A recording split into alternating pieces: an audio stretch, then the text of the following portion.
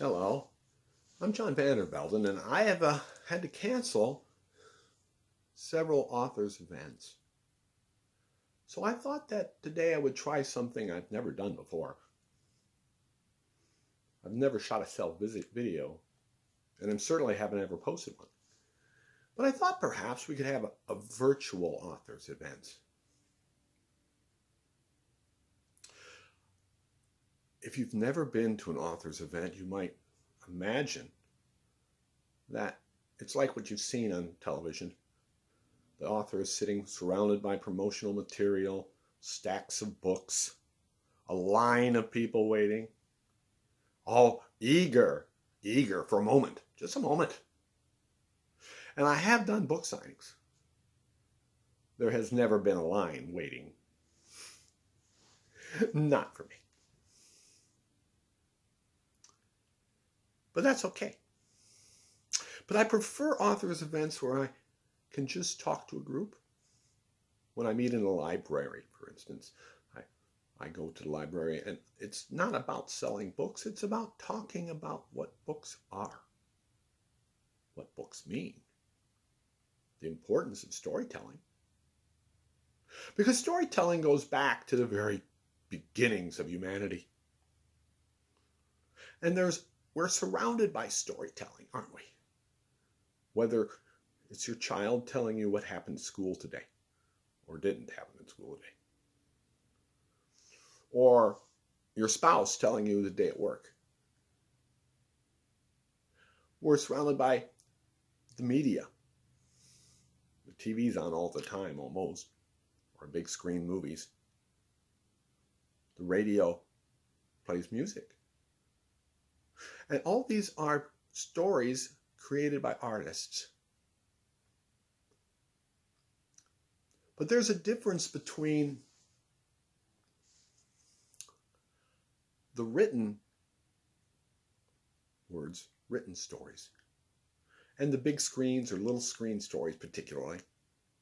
Because when we watch a story unfold in front of us on a television or the movie screen or wherever, every detail of that story is crafted. Just looking at the credits at the end to tell you exactly how many hundreds of people worked to make that story, to share what the artist believed they wanted to share. The sounds, the scenes, the background, the music. The story is laid out in front of us. But a work of fiction, particularly fiction, is a very different thing. An author, like myself, I work in fiction, strings words together in the hope of creating an image that your mind can develop. In my stories, my two books that I've written, Misty Creek and Elizabeth's Journey, I talk about Matthew's Mill.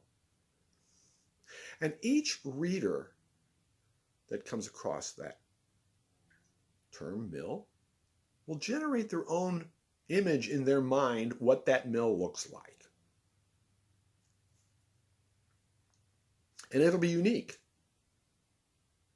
It'll be unique to each reader. The image I saw when I created the mill is not necessarily the same image you may have seen if you read those words. And that's the magic of fiction. I work to create a world. And as a reader, your brain deciphers the words I give it and generates a world in your head. And that world may not be the same as the one that I laid out on the page, but it's the one your brain has taken the tools it has in its background and whatever.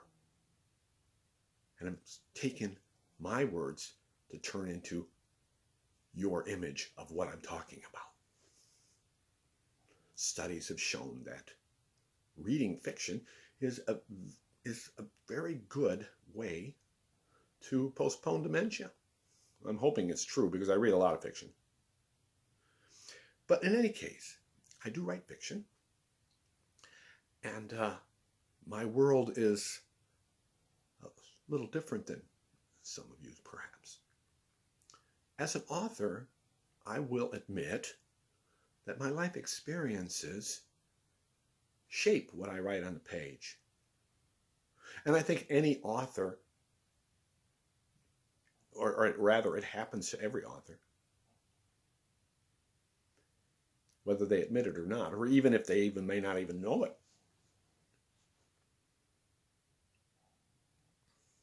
Writing is like that. Art is like that. Life shapes the artist. The artist shapes his art.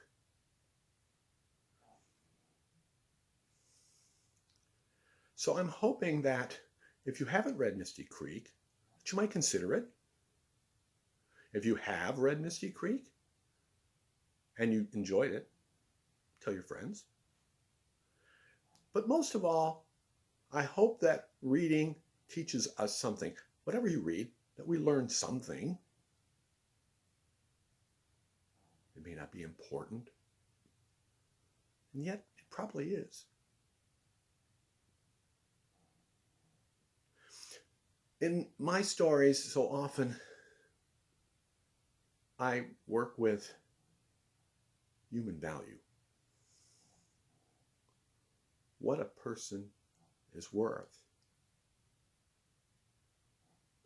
And I try to talk about how that isn't the same as what other people think it's worth. I'll have to wait for the clock to finish here. Anyway, so, or what they think they are worth themselves. It ties back to years ago, we had a neighbor, and there was rumors going around about this woman. And most people didn't recognize that she was a person of any real value. Just going through her life, raising her family, living. And they had made their label of what this woman was worth in their mind. But they didn't know her story. And if they had known her story, maybe they'd have been changing, or maybe they would have changed their view of her. Perhaps not. I always found that when you did know the background,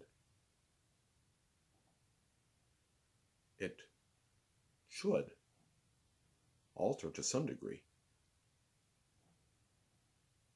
what you perceive, to clarify. And this comes in my stories often. The first book-length piece I wrote was called 411 Apple Street, and it had to do with a man that was considered just a weird, strange guy living on this particular street. And a young man is assigned to write this man's obituary.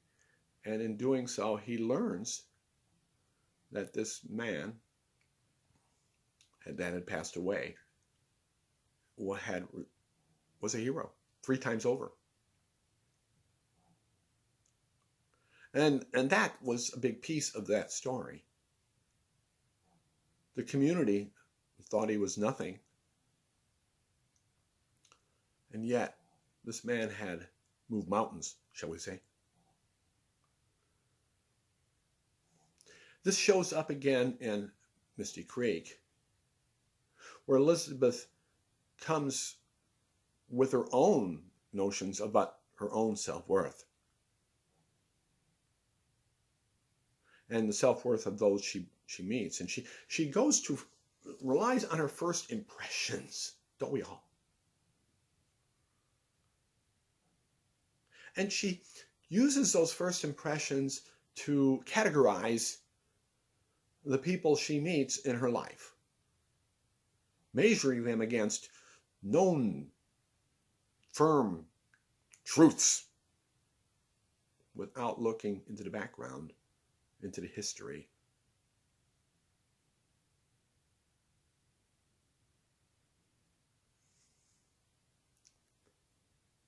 Through the book, we find out that she learns that things are not quite what she thought they were. And that she was worth a great deal more than she thought at the beginning.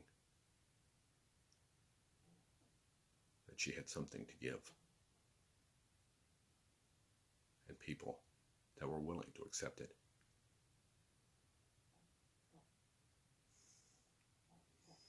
It's a simple concept. And yet this is as complex as life itself. Anyway, we're going to cut this off today. We're going to try this again sometime. Perhaps I will do a reading at another time. But I hope you enjoyed our few minutes. And I'm wishing you all health and safety until we have a chance to meet face to face. Good day.